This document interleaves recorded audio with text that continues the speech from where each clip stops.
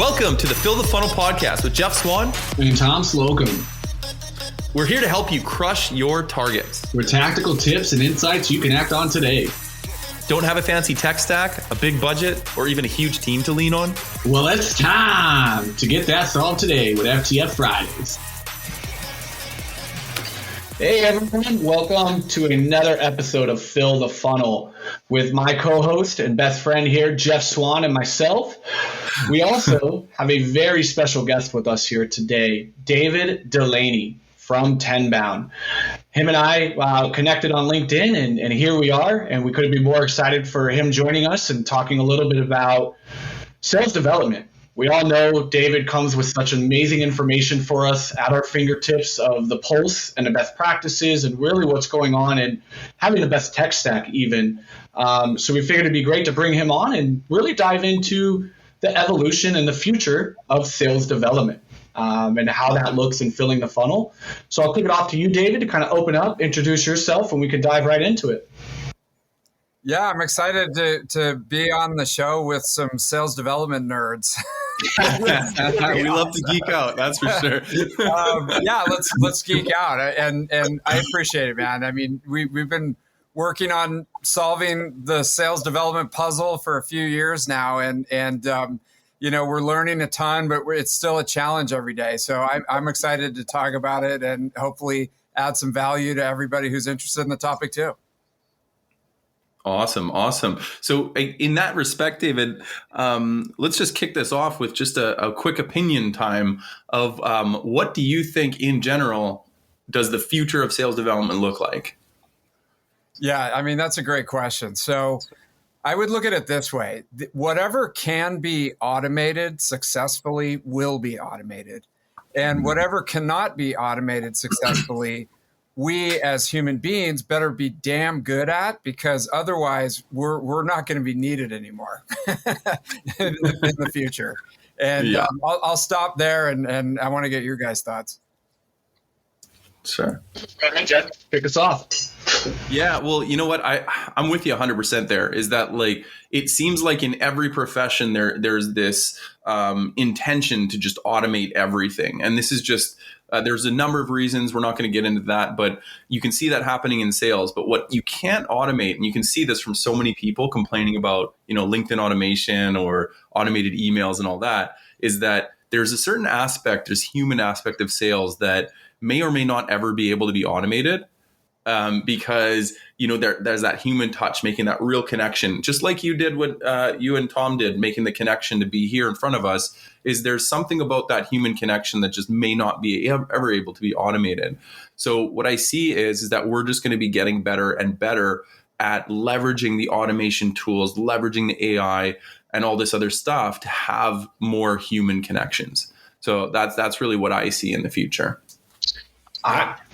That's great. And I think, honestly, it's going to expose some of the best in the industry because once you can start automating and removing a lot of the roadblocks for a sales development rep, like there's a light shine on that process, right? To where now your one job is to just have solid conversations and actually personalize and bring in your touch and your voice to your emails and to your cold call script or your warm call scripts, all of that, right? Like it's going to expose a lot of people in the future because you won't hide behind the challenges of hours spending in researching and admin and all of these things.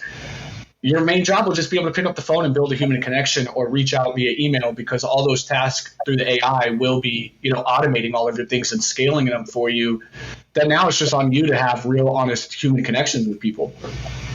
100%. I mean, and the article came out a while ago. You can Google it. It's like you want to be on the right side of the API. There's there's a new economy that's being formed right now where you're either above the API or below the API. And essentially, you know, what that means is, you know, if it's automatable, then businesses want to get the most value out of the investment that they're going to make. So they can automate any task. It's going to be cheaper. It's going to be faster. You know, the robots don't call in sick, right? They don't have emotional issues. It's all ones and zeros. So if you find yourself below the API, your days are numbered, man. I mean, you really you will be replaced eventually. So as in our profession, especially SDRs and sales development, you got to figure out how to get above the API.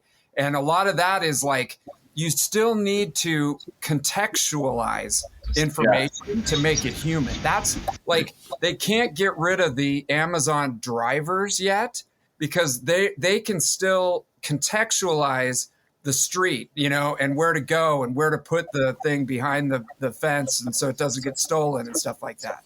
So they're not ready to get rid of the drivers yet. But I tell you, the moment that they can, they will. So you got to make sure that you're really good at contextualizing the message and bringing that human element, because otherwise, if it can be automated, it will be. No, that's true, actually. And I see a lot of people answering that call with content and becoming, content creators, building their own personal brand. Mm-hmm. Do you think a personal brand is going to stand up to the future of automation when the entire industry is trying with intention to automate? I think so. I mean, if you can bring something unique and you can add value to the people that are reading your content and like absorbing it and stuff like that, so you become a resource to go to, that's going to totally differentiate you. The other macro trend is like, we're all becoming your own corporation, really. Mm-hmm. So your company will, I mean, I hate to sound like so negative right now, but your company will replace you in a second, if they can find another resource, and, they need to lay off everybody because of COVID and stuff like that. I mean, a lot of people in our industry realize that, like, you're gone, dude, and so you got to work on that personal brand and what you bring specifically to the market, because that cannot be replaced. Right. Yeah, really good points. I mean, there's something about, now I've taught this, I've learned this, and I've heard this, but there's something about when you're in the sales process is to actually sell the process, is to sell the value of you being part of it. And it seems like the people who do that really well are also the people who do the personal branding very well. They bring that uniqueness to the situation where people actually enjoy being in a sales process with them. So I'm curious, what do people do that you've seen that really help people sell the process? That goes for either of you. What have you seen that really helps people add that value in the sales process that makes them inexpendable? Yeah. And Jeff, what do you think? What do I think? I think having a detailed knowledge of the buyer, I think having a detailed knowledge of who they are, and not just something that you've seen on, like on an article or a post or something, but something that you've learned about them and their specific situation, or people like them in similar situations. So other people that you've dealt with at your company, other people that you've served. I think that type of knowledge is something that it really translates and makes it that the sales process is valuable, because you have a lot of insight you can share along the whole way. Yeah. I think so too. Yeah, Tom. I think it's just coming down to really understanding the problem and the solution is what's going to be able to differentiate you. And it ties into what Jeff is saying about the personalization and diving into building an actual human connection. But the thing is that buyers today have more knowledge and information at their fingertips than ever before. And so they have to buy from people they like. You don't have to help them in their buying decision anymore. That's not the process. The process is reaching out and helping them take action, right? You were that person that called them up, really resonated with them, and now you inspired me to take action in my situation. So I'd like to buy with you, versus somebody else who never really gave me that emotion, really never cared. I was looked at by a number that they just needed to get a meeting, versus I genuinely want to pick up a phone and talk to you about your problem. I can relate to that. And, I want to walk you through how to take action, because I wear the hat of your role every day, right? Like, SDRing is just a skill set. It's not who you are. Your identity in that role is whatever your ICP is. You need to understand that and live in that and be like them. So when you pick up the phone, it's like, hey, David, like, look at us three. We could sit and talk all day about each other because we know each other's challenges because we're nerds around sales development. So we can relate. Easier sell. Versus if Jeff had no idea what sales development was talking with you and I, or vice versa, it would be a harder conversation. So when you're able to relate with them and be in their world, then you get that opportunity to build that connection. And you can't scale that. You can't replace that. And no matter what AI comes in, you're never going to be able to get that type of environment created. 100%. And I mean, for the SDRs out there, I mean, the big value add that you bring to the table is that you're out in the marketplace talking to a lot of different people, and you're able to connect the dots, pay it forward, help people out, like do things that it doesn't scale, that computers cannot do, but you can, because you can create those human connections. And, if you're not always laser focused on your activity number and your quota and stuff like that, but it's more, how can I help people? How can I connect? How can I, push them forward?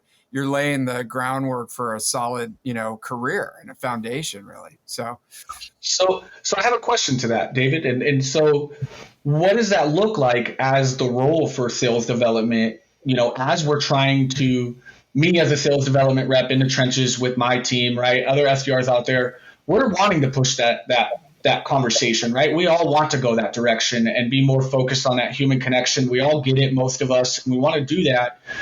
But it doesn't align really with the structure of companies today and comp, focus goals, things of that, because it's past stuff, pre-COVID, right? Different things. So discussing the future of sales development, how will that change? What would that look like to better align with being able to be a helper, not a, hey, I got to go get a number? Yeah, I mean, that's the $1 million question, right? and because the expectations that most managers and executives have of the SDR team are completely opposite. They basically expect SDRs to be a robot and to be a number, and it's like, it causes a lot of stress, right, and a lot of confusion in our industry. And I think that just in being in this for a long time and just realizing it's changing our expectations a little bit about the function, and giving them a little bit more of a long-term approach to building pipeline and helping to build revenue. And so it's not necessarily holding everybody to 100 phone calls a day and those kind of metrics, but more like focused on the pipeline that they're creating, which is a little bit longer term and further downstream. But hey, I'm just one guy out in the wilderness, like talking about this. It's not how 99% of companies do it right now. Yeah, and it's interesting you say that, because each of us have been around in the business for quite a while now, and it's not that long ago. I mean, companies are still doing it where they're trying to do 1,000 emails a day, 200 calls a day, and they're really trying to get those numbers up. When there's also people out there that are doing 5 outreaches a day, 10 outreaches a day, and they're crushing their pipeline. So it's like, where is that balancing act? Do you think that the future of sales development? I really like what you're saying there, David, about the changing expectations. How do we change expectations when the concept here is all about it's a numbers game, smile and dial, all this stuff? That's the stigma. How do we change that expectation? Yeah, it's a good question. I mean, so I kind of look at it like from an analytics perspective, there's 4 big things that we're looking at in sales development. So it's conversations, sales appointments, pipeline, and revenue. And I think that if everybody just kind of takes a breath on, making 1,000 phone calls and sending 1,000 emails and refocus back to, why are we doing this? What are we actually trying to do? We're trying to have conversations with prospects. We're trying to set up sales appointments. We're trying to build pipeline and close revenue, based on the investment that we're making in sales development. And I think if we first focus on those big 4 and then kind of figure out what are the activities that we need to hit, to hit those, then they'll be in a lot better shape than just like, I mean, there's basically, it's like vanity metrics. Yeah. Right? We look a lot at vanity metrics right still today, and not really the core of the business problem that we're trying to solve. Well, it's just a bad stigma, because the thing that I've always looked for is, I don't care how ugly it has to be in the data, or how much you have to do in each channel. Are you just getting those meetings, and is it generating quality and quantity, right? Like, if I have somebody purely good at social selling, go do that. However that needs to look, go do that if that's getting the pipeline that we need delivered, right? Versus, okay, you're great at cold calling. I don't care how ugly it looks for you. We can always grow and evolve different levers. Don't worry about that. Just focus on one a day to keep the doctor away, right? Like, just get that meeting that's quality and quantity, that's bringing in that pipe and aligning with your AE. Because if you look at a full sales cycle AE, right, they don't get paid on meetings completed or meetings booked, do they? They only get paid on a deal. So they don't care if they have 50 meetings that month or if they have 5. They're worried about getting that deal across the finish line and sign a contract. I don't care how I got to get there. If I got to have 50 calls, I'm making 50 calls because I got to get my revenue.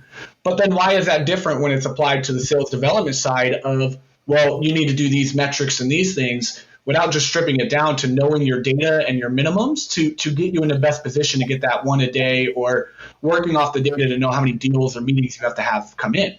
Then just go activate, go get it done. I don't care how ugly it looks. We'll figure it out. The more you fail, the more numbers you get, the better we can pull the levers and see where we need to improve. 100%. That's awesome. Yep. That's awesome, guys. Well, hey, I know that we could probably talk for hours on this topic. Thank you so much, David, for your insight and for joining us today. Just as a quick wrap up, I hope you guys both agree, but what I took from our conversation is that the future of sales development is all about automation.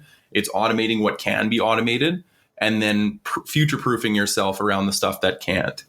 And it really should be, what it should be, that the future of sales development is improving the quality of your outreach for bottom line results, not top of the line vanity metrics. And the way that we can future-proof yourself in sales development is, one, really know your market, know the challenges your target customers are facing and how to solve them. Make human connections. So make connections just like the ones we're doing here, getting to know people and adding value. And then the third thing is change expectations around pipeline and revenue and around sales development. So really, like David said, all around making great conversations, booking sales appointments, and generating really high quality pipeline that leads to revenue. But did I miss anything, guys? Beautiful. You got it all in 1 minute. We could have saved him a lot of time. That's how we do it here, David. The last minute is the best, only because you guys brought it up. Nice. Well, again, thank you so much for joining us, David. It's been a pleasure. I'm looking forward to getting to know you more. And to all our listeners out there, happy hunting.